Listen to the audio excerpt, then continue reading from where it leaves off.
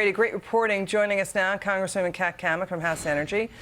So your reaction to that report, are the Soros family, are they calling the shots at the White House?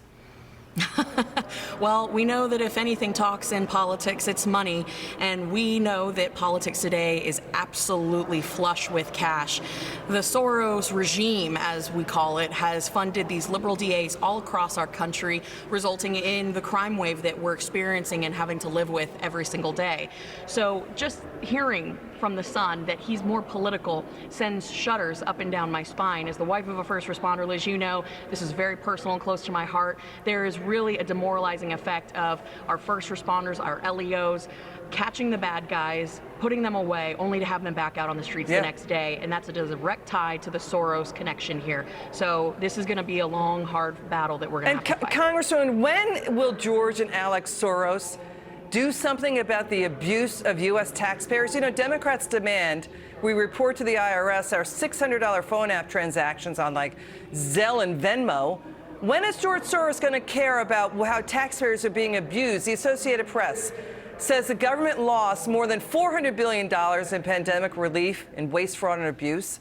The government pointed a fire hose of taxpayer money, unchecked, unaccounted for. The GAO found the U.S. government wasted more than $900 billion in wrong overpayments since 2019 out of Medicare, Medicaid, Social Security. When are the Soros family going to step in about that? That's inflationary stuff. Well, that just flies in the face of their narrative, because as big leftist progressives that they are all on board with the agenda of dependency and control. They want people to remain dependent on big government programs so that they can remain in control and look no further than their political donations. And to your point, Liz, this is like monopoly money for the government, because these people up here in Washington, they don't see it as real money. They see it as monopoly money. So if they lose $400 billion here and another $200 billion there, well, it's no big deal to them.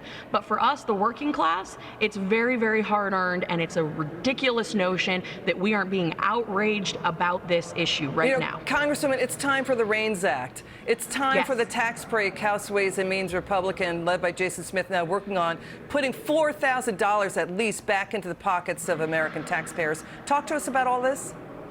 So the REINS Act, our bill, it is the largest regulatory reform bill in American history. And what it would do is it returns power back to we the people, takes that power away from the nameless, faceless bureaucrats all across the swamp. I call them the regulatory regime. Others call them the American dream killer. Regardless, we have over 87,000 pages of regulations, which equates to 1.3 million active regulations on the books that cost you and me and everybody watching at home $2 trillion a year. If we can get this reined in, start tackling the swamp for real, this will unleash American prosperity and innovation in our country. That's why the REINS Act is so important. Congresswoman Cammack will be following the story. Great to have you on the show tonight. It's good to see you again. Thank you.